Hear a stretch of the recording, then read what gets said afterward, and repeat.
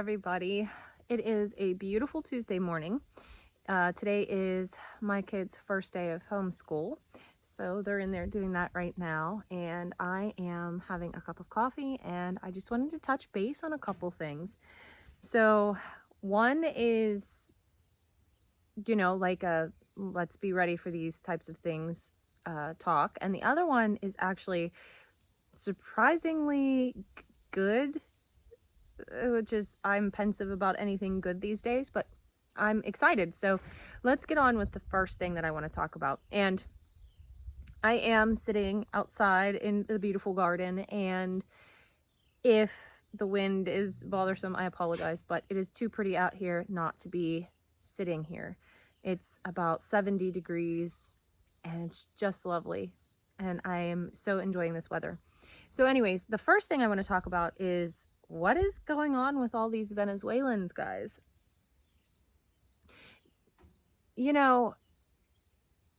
I don't know if you've heard or not. It started out in Colorado, the town Aurora, Colorado, I believe it was. Some Venezuelans came in, apparently, and took over a couple apartment complexes. Basically, they came in, they said, "We run this now. You pay us rent. If you don't, you're out." So the government, the state government, the governor, and everything, nobody's recognizing that this is happening. Nobody's doing anything about it. I guess the mayor is just now acknowledging it and trying to get eviction notices. I don't really see how that's going to work out. However, now we find out that this has happened in the south side of Chicago. Another group of Venezuelans, allegedly, has now taken over an apartment complex. And it's the same scenario. They came in, they said, "You pay us now, rent's due. If you don't, you get out." So there's some things. First of all, something is fishy. Something is fishy. If where's the owner of the like, you would think there would be, I don't know, have there been interviews with the owner of the apartment complexes? We see videos of this happening, but what triggered me that this was a little bit weird was there were some people saying this isn't true, this isn't happening. There were other people saying this is happening, nobody's doing anything about it. It seems odd to me. What really set me on a something smells fishy type of mindset was there was a 911 call done for the one in Chicago, and the 911 call came in and said it was a group of Venezuelans. Let me ask you a question. If you're living in an apartment complex and a group of 20 men come in, they might be speaking a Spanish language. Are you going to know whether they're Mexican, Venezuelan, Spanish, Portuguese? You may, if you have time to talk to them and assess them and look at them. But to an untrained eye, are you going to know the difference between the dialect, between the accent? Are you going to know? How do they know?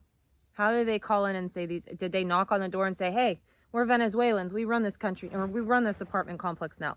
Something seems weird to me. This whole situation seems weird. I'm not saying that it's not happening. That's not what I'm saying. But I'm saying something's off. Something's not right. We're either not being told the entire story, which to me is every other day. Something's just not right with this story. And I don't know if we'll get to the bottom of it or not. I don't know what's going to come of it. I don't know if this is them trying to egg people to make a move, egg us on. I don't really know. And I'm watching it, kind of sitting back. I did want to address it since it's current news. But I do want to mention one thing. And this is important for everybody to think about, okay? I'm sorry, I got to drink my coffee while it's still hot. If you live in a city, number one, think about getting out. That's just my own recommendation. You don't have to go far if you don't want to, but I think that it would be in your best interest to think about leaving. I know things are unaffordable right now, and sometimes it might seem impossible, but just see what you can do. Second of all, if you live in an apartment complex, a condo unit, something like that in one of these cities, I think it would be wise to look into what the rules, the laws are in that city, in your state, as far as what you're allowed to do to protect yourself. If somebody shows up at your door, how can you protect yourself? Make sure that you're very well aware of what the laws are, because certainly you don't want to do something that's going to land you in jail. You're just trying to protect yourself. But at the same time, you want to make sure that you're able to fully protect yourself to the full extent of the law, whatever that looks like. Also, I would be maybe putting together a community watch, some sort of a group of people that's going to keep an eye out for a large number of people that fit this description that may be scouting out an apartment complex, something like that. I would also make sure you talk to your mayors and stuff, and put pressure on them to make sure that they're about to keep you safe. We live in some really weird times, and the only way to make sure that you continue to thrive in these really weird times is to make sure that you're well educated and that you reach out to these people that are in charge and you make your voices heard. Of course, nobody wants to see anything really bad happen, but when you're in a situation like this, if you can keep a cool head, a calm head, and know where you're allowed to stand, what you're allowed to do, and make sure that you've already spoken to people and that you're keeping an eye out for groups like this, things could be a lot better, okay? So just make sure that you're doing your research. Make sure that you're prepared. You're always prepared, because at this point, we have no idea what's coming next. We have no idea.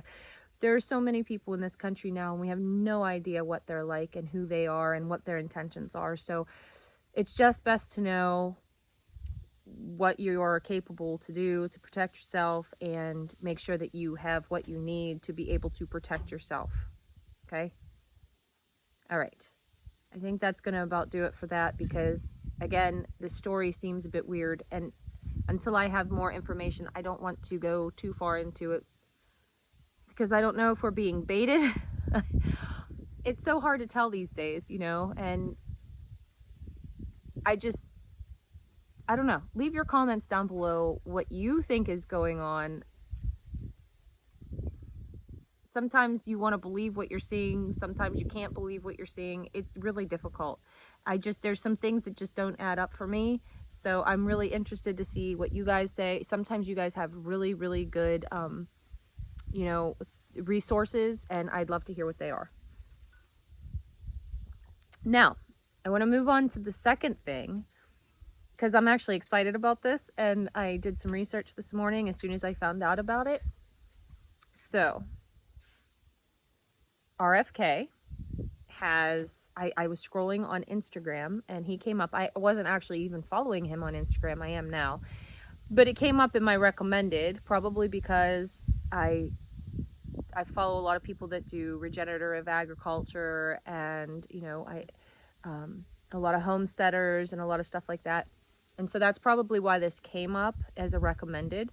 However, there is a website called KennedyVictoryGardens.org.com, something like that. You could look it up. I'll leave the link in the description down below. In my last video, when I was talking about hoping that RFK actually had a grasp on small farming and regenerative ag, but not knowing if he would really have been in touch with it, because he's wealthy and he has people to do stuff for him. I need to retract that comment, I think, because he was standing in his beautiful garden, or somebody's beautiful garden, surrounded by master gardeners, and he had a little praying mantis on his ear, and they were releasing ladybugs and mantises and other beneficial insects for your garden. And he was talking about his nationwide desire to put in victory gardens so that people have healthy, organic food. And I was just, that's awesome. So I scurried over to the website. Now, I will say, like a year or so ago, a couple years ago, there was a thing that the government wants you to register your gardens, and I'm not about that. So I don't really think that, I know he's not part of the government, and I do want to trust him, but I don't trust anybody past where I can throw them these days. So I'm not going to put my information on there. However, I might share, it says share pictures, so I may do that um, at some point. But I just think it's really cool. He wants people to help spread the word on social media. He's looking for people to sign up to help. And I just think maybe this is the guy that's going to try to do something. I hope so. It's looking very promising. I want you guys to all go over there to that website and take a look and see what you think.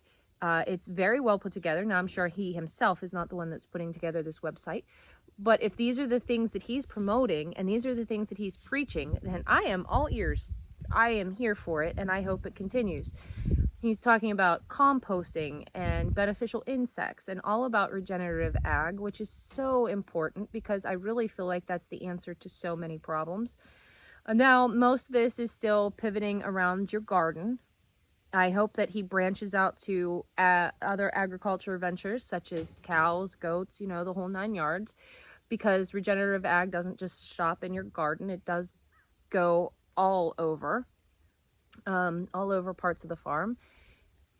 And I'm just very excited about this. I think that this could be something potentially pivotal for our country.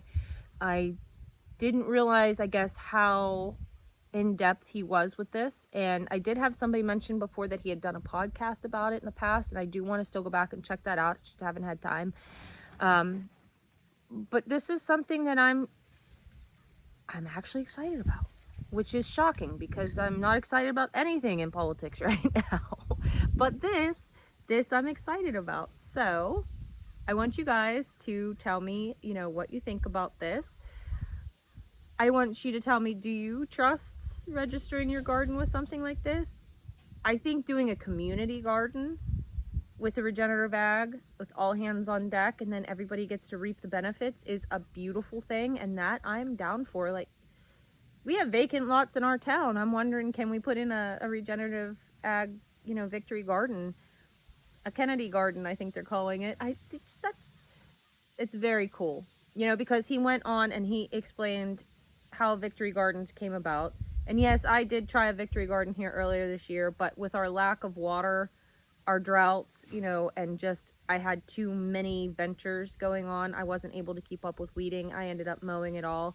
I will try again next year though, because I don't give up or quit ever. I mean, obviously I have some gardens that are doing just fine. Just, I bite off more than I can chew, I suppose.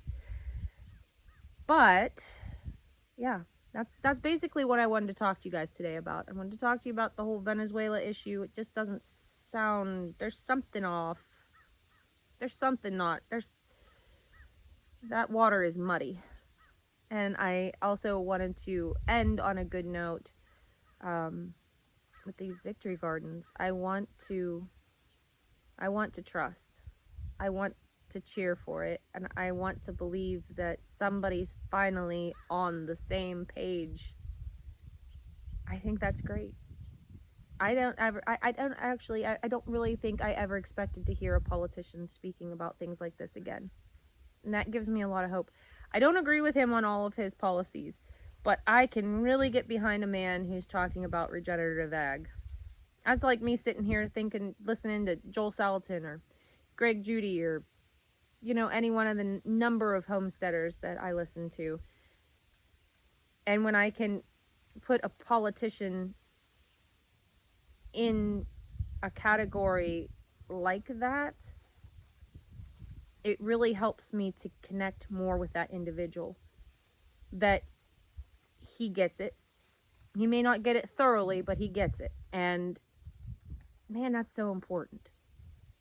That is so, so important. And I'm just here for it. I really hope the right things happen. I really hope that he finds his way into a cabinet position. And I really hope that he does make America healthy again, because that's what we need, guys. I think a lot of the problems we have with temperament and anger and everything else will go away once we start eating a healthier, cleaner diet. I just think that so many of the chemicals and things like that attribute to the demeanor of the general population.